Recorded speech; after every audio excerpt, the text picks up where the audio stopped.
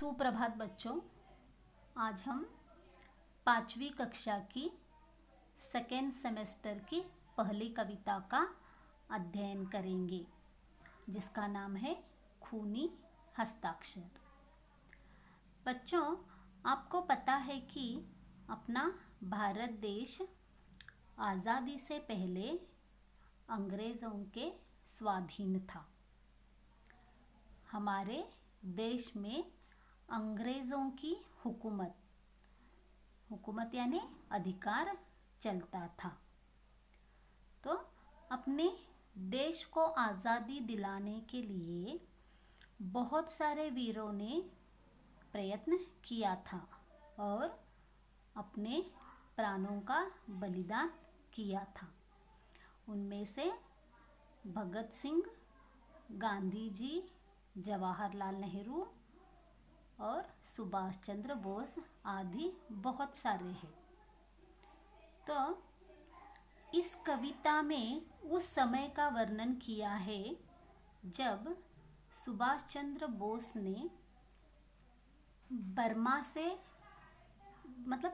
के युवाओं से अपना खून यानी रक्त मांगा था और उन्होंने आज़ाद हिंद फौज की शुरुआत की थी।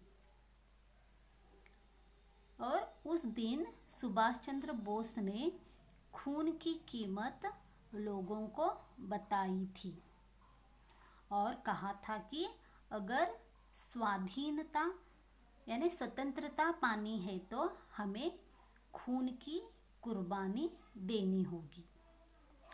और यहीं से एक नारा यानी घोषणा, स्लोगन, तो उस स्लोगन की शुरुआत हुई थी, तुम मुझे खून दो, मैं तुम्हें आज़ादी दूंगा। तो अपने भाषण से लोगों को सुभाष चंद्र बोस ने किस तरह प्रेरित कर लोगों से खून के हस्ताक्षर करवाए थे, इसका वर्णन गोपाल प्रसाद व्यास ने अपने कविता द्वारा किया है। तो चलिए हम इस कविता के सारांश को देखेंगे। पर इससे पहले यहाँ पर कविता के कवि का थोड़ा सा परिचय दिया गया है, तो पहले हम वह देखेंगे। तो गोपाल प्रसाद व्यास का जन्म 13 फरवरी 1915 को परासौली जिला मथुरा उत्तर प्रदेश में हुआ था। बच्चों, इस कविता के कवि का नाम क्या है? गोपाल प्रसाद व्यास। और उनका जन्म उत्तर प्रदेश राज्य के मथुरा जिले के परासौली गांव में 13 फरवरी 1915 को हुआ था। ये ब्रज भाषा के कवि, समीक्षक, व्याकरण, साहित्य शास्त्र, रस, रीति आदि के मर्मज्ञ थे। तो गोपाल प्रसाद व्यास हिंदी में कविता लिखते थे, साथ ही साथ ब्रज भाषा में भी वह कविता लिखते थे। वह अच्छे कवि और व्याकरण लिखते थे, साहित्य शास्त्र, रस, रीति और अच्छे समीक्षक यानी जो कविता में गुण दोष रहता है उसे क्या कहते हैं, वह गुण दोष को निखारते थे, मतलब उन गुण दोषों का वह समीक्षा करते थे। तो इन सभी के वह मर्मज्ञ यानी कविता में, लेखक में गूढ़ रहस्य जानने वाले गोपाल प्रसाद व्यास थे। ये विभिन्न पत्रों से जुड़े थे। तो यह विभिन्न यानी अलग अलग अखबारों से जुड़े हुए थे और इन्हें बहुत सारे पुरस्कार भी प्राप्त हुए हैं। जो उन्होंने कविता लिखी है, इसलिए उन्हें बहुत सारे पुरस्कार भी मिले हुए हैं। 28 मई 2005 में नई दिल्ली में निवास स्थान पर इनका निधन हुआ। तो इनका निधन उनके निवास स्थान ने उनका जो अपना खुद का घर है दिल्ली में, वहीं पर 28 मई को 2005 में इनका निधन हुआ है। तो चलिए हम इस कविता का सारांश देखते हैं। वह खून कहो किस मतलब का जिसमें उबाल का नाम नहीं, वह खून कहो किस मतलब का आ सके देश के काम नहीं।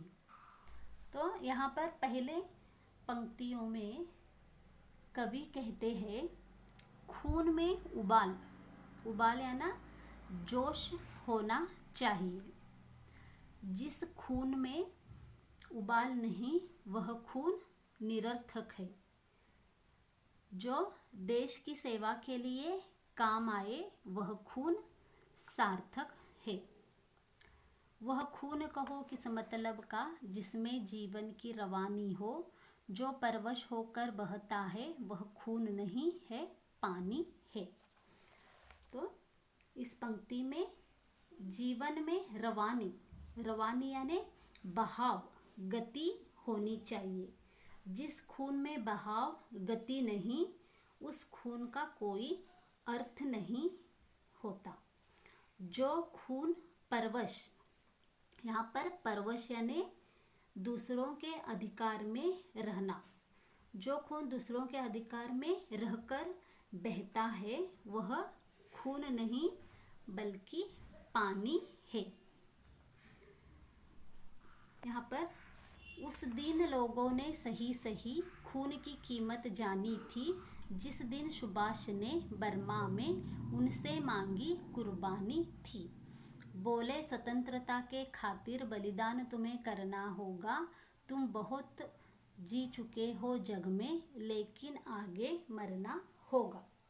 तो इस पंक्ति में कवि बताते हैं कि सुभाष चंद्र बोस ने बर्मा में रहने वाले भारतीय लोगों को कुर्बानी, कुर्बानी यानी बलिदान के लिए पुकारा और उस दिन वहाँ पर उपस्थित लोगों को अपने खून का महत्व का ज्ञान किया था। उन्होंने वहाँ के लोगों को बुलाकर कहा था, अगर स्वतंत्रता पानी है तो हमें अपने जीवन का बलिदान देना है। हमने अपने लिए बहुत जी लिया है, अगर देश को स्वतंत्र करना है तो हमें मृत्यु को स्वीकार करना होगा। तो इस तरह से बर्मा के लोगों से सुभाष चंद्र बोस ने कुर्बानी मांगी थी। तो यहाँ पर देखिए, आज़ादी के चरणों में जो जयमाल चढ़ाई जाएगी वह सुनो तुम्हारे शीशों के फूलों से गूंथी जाएगी। तो इस पंक्ति में कवि कहते हैं अगर आज़ादी चाहिए तो हमें क्या करना है, अपने शीशों की माला यानी सर कटाने के लिए तैयार रहना चाहिए और हमारे सर की मतलब शीशों की माला बनाकर अपने मातृभूमि के चरणों में हमें चढ़ाना होगा। जिस तरह फूलों की माला फूलों से गूंथी जाती है, गूंथना यानी पिरोना, तो फूलों से गूंथी जाती है। अगर हमारे मातृभूमि को आज़ादी करना है तो हमारे शीशों की मतलब हमारे सर के फूल की माला बनाकर हमें मातृभूमि के चरणों में चढ़ाना होगा। आज़ादी का इतिहास कहीं काली स्याही लिख पाती है, इसको लिखने के लिए खून की नदी बहाई जाती है। और यहाँ पर सुभाष चंद्र बोस कह रहे हैं कि अगर हमें आज़ादी का इतिहास मीन्स हिस्ट्री, अगर आज़ादी हमें पानी है तो पानी है और आज़ादी हम अगर पाएंगे तो उसका इतिहास काली स्याही से नहीं लिखता। इसके लिए हमें क्या करना चाहिए, खून की नदी बहाना होगा। खून की नदी बहाना यानी हमारे सर कटने के लिए हमें तैयार रहना होगा, यानी इतिहास काली स्याही से नहीं लिखी जाती, बल्कि खून की लाल स्याही से हमें इतिहास को लिखना होगा।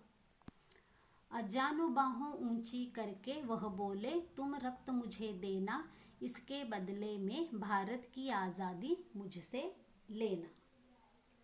तो सुभाष चंद्र बोस ने अजानो बाहें यानी घुटनों तक अपने लंबे हाथ फैलाकर भारत के युवाओं से अपना रक्त मांग रहे हैं। अगर तुम खून दोगे तो अपने देश की आज़ादी देखोगे, आज़ादी पाओगे। इस तरह से सुभाष चंद्र बोस क्या करते हैं, आज़ाद हिंद फौज की शुरुआत करते हैं, आज़ाद हिंद फौज की संगठना बनाते हैं और नवयुवकों को उस फौज में इकट्ठा कर देते हैं। तो अपने आजानो बाहें यानी लंबे लंबे बाहें फैलाकर वहाँ से युवकों से वो क्या मांग रहे हैं, खून मांग रहे हैं। तुम रक्त मुझे देना यानी मुझे तुम खून देना, यानी अपने सर कटाने के लिए तैयार होना। ऐसे वह सुभाष चंद्र बोस उन युवकों से खून मांग रहे हैं। हो गई सभा में उथल पुथल, सीने में दिल न समाते थे, स्वर इंकलाब के नारों के कोसों तक छाए जाते थे। जब सुभाष चंद्र बोस ने नवयुवकों से रक्त मांगा तो सभा में क्या हो गई, उथल पुथल यानी खलबली शुरू हो गई, यानी नवयुवकों को में जोश भर गए और वह नवयुवक क्या करने लगे, इंकलाब के नारे, इंकलाब जिंदाबाद ऐसे बोलते हैं ना, तो हमारे मातृभूमि अमर रहे, ऐसे नारे नवयुवकों के मुंह से सुनाई देने लगे।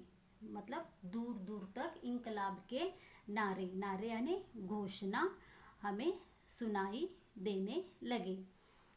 क्यों? क्योंकि सुभाष चंद्र बोस के भाषण से प्रभावित होकर जो नवयुवक थे वह खून देने के लिए तैयार हो गए। अब हम देंगे खून शब्द बस यही सुनाई देते थे, रन में जाने को युवक खड़े तैयार दिखाई देते थे। तो सुभाष चंद्र बोस के इस प्रेरणा स्रोत से जो नवयुवक थे क्या करने, खून देने के लिए तैयार हो जाते हैं। हम खून देंगे यह सब चारों ओर सुनाई देने लगी। रन यानी युद्ध में जाने के लिए तैयार खड़े हो गए। कौन? नवयुवक। बोले सुभाष, इस तरह नहीं बातों से मतलब बनता है, लोह यह कागज है, कौन यहाँ आकर हस्ताक्षर करता है। तो जब नवयुवक खून देंगे ऐसे बोलने पर सुभाष चंद्र उन नवयुवकों से कहते हैं कि बातों से मतलब मुंह से सभी क्या करते हैं, बातें बोलते हैं। अगर तुम खून देने के लिए तैयार ही हो तो यह कागज लो, यहाँ पर आकर तुम हस्ताक्षर करो। तो सुभाष चंद्र से इस प्रेरणा से युवक युद्ध में लड़ने के लिए तैयार हो गए, खून देने के लिए तैयार हो जाते हैं और तब बोलते हैं कि सही में खून तुम दोगे तो यह कागज लेकर अपने अपने हस्ताक्षर यानी यहाँ पर सही, तो सही को क्या करना है, यहाँ आकर आपको हस्ताक्षर करने होंगे। तो इस तरह से प्रेरणा सुभाष चंद्र बोस नवयुवकों को दे रहे हैं आज़ादी के लिए। तो इस तरह से गोपाल प्रसाद व्यास ने इस कविता का वर्णन किया है। तो बच्चों इस कविता को आपको क्या करना है, एक बार पढ़ना है और अपने क्लास वर्क बुक में इस कविता को लिखना है और साथ ही साथ इस पाठ में आए हुए कुछ शब्दार्थ है, उन शब्दार्थों को भी आपको आपके क्लास वर्क में लिखना है। धन्यवाद।